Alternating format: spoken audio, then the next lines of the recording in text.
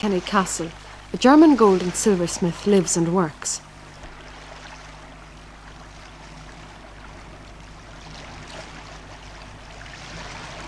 In the early days of the Kilkenny Design Centre, Rudolf Heltzel from Berlin was invited to come and work there. Now, 7 years later, he has his own studio. Working with him are Martin Mahony, who learned his trade with Heltzel, and Michael Fitzpatrick, who trained in the design workshops.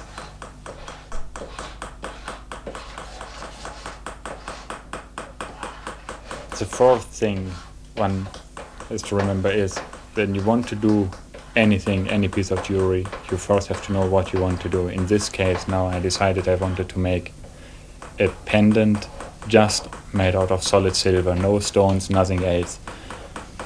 So you turn around this idea in your head and you form an opinion of what you eventually might do. Then you try to put down this on paper, and after some 3, 4, 5 attempts, sometimes it comes immediately, sometimes it takes weeks before an idea matures. You put it down on paper, and that's the rough, basic idea.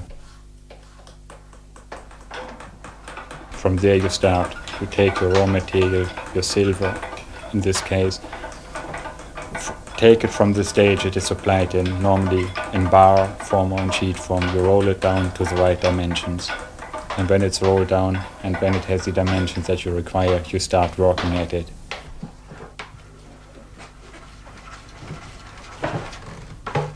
In this case it meant you first cut off the individual pieces. After they're cut off, you have to bend them into the proper shapes. When they bend into the proper shapes, you have to assemble them so that they form this pendant.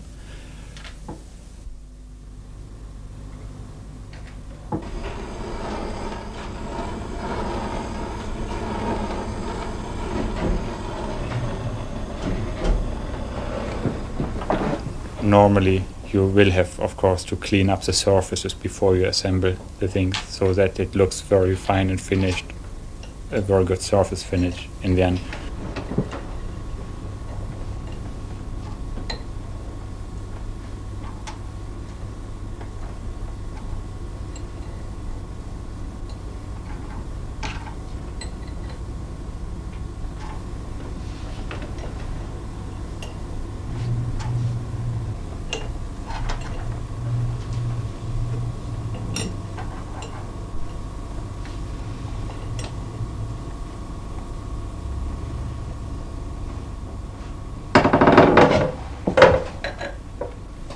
The next stage is soldering, which means putting all the pieces together by silver again, which has just a lower melting point than the surrounding material. And you heat up the whole thing until this silver, the silver solder, flows into the joints and amalgamates into the surrounding material. And you get a bond which is very, very, very strong indeed and just can't be broken at any stage. It's just silver all through. Then it has to be filed, cut to shape, emery papered, just be prepared so that it almost looks right. Then eventually in the end I have to go and I polish it. Previously this polishing was done by hand as well, but this is the only sphere where the machine really gets into the handmade work. The last thing then to do is I put in my own name stamps, my both initials RH, and these are in a way my own guarantee that the piece is up to the standards I want the piece to have.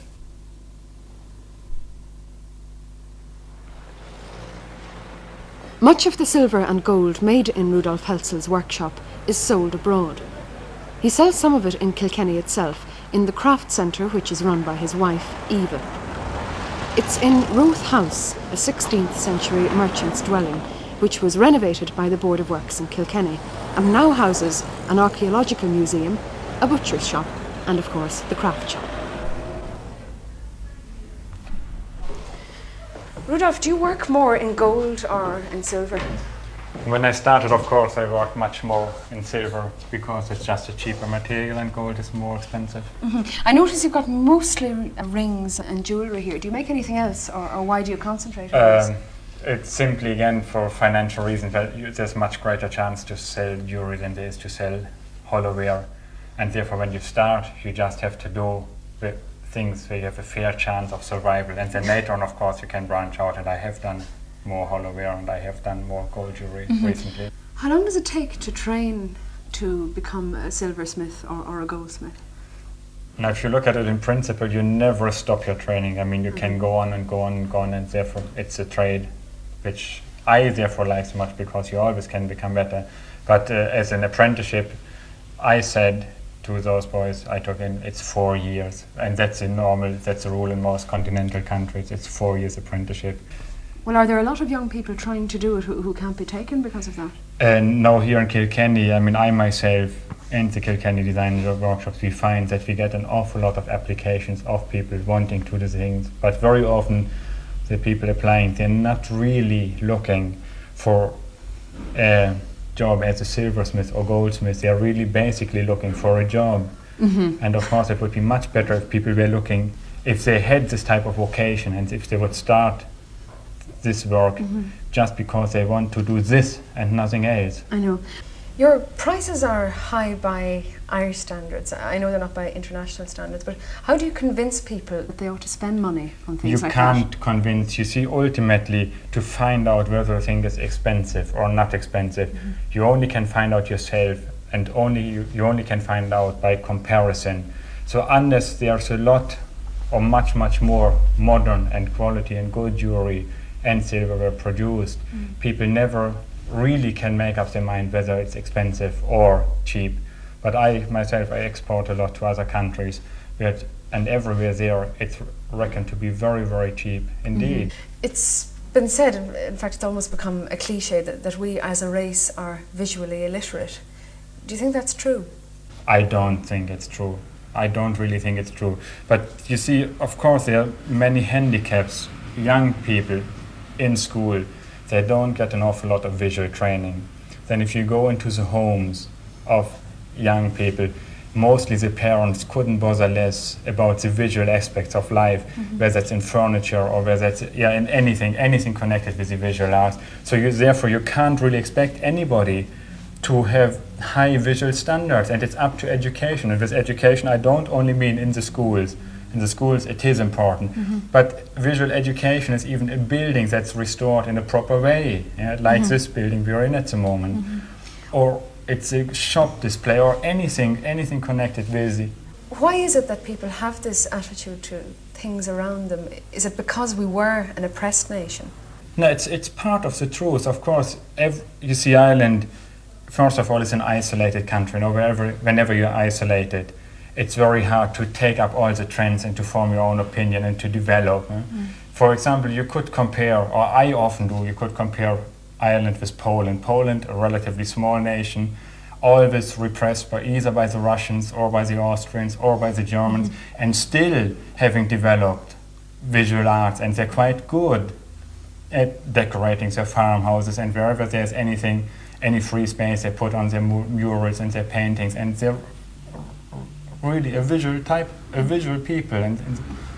Well, do you think, you've been here 7 years, do you think we've improved in the time you've been here? Have attitudes changed much? There certainly is a big improvement, and you see, improvement comes about once people start to earn money in any way. If you have money, you can spend money. First of all, you buy all the cheap things because you want to have things. It doesn't matter what you get, you just want them. But later on, you become more discriminating, and you will, by comparison, find out which is a better thing, which thing is worthwhile to have, and which thing isn't worthwhile to have. And it's a very, very long, it's an evolutionary process. It can't come overnight.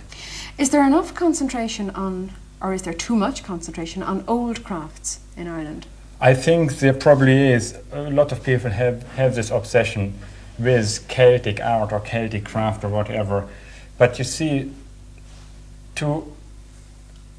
we're living now in 1973, and in my opinion it's no good at all to go back to the year 600 and take a tradition which was broken at any point in history and start there again, for everything else has developed and evolved. For if you go into the National Museum and you see these beautiful pieces of old gold and silver, they were made for a certain purpose, and the purpose doesn't exist today, so therefore you have to do a different thing for today. And if you only imitate them, you're not really sincere. And do you think that's kind of stopping development of a modern craft? Yeah, if you spend too much time thinking of everything you have done in the past, and if you don't put your energy into developing something new, you won't make progress.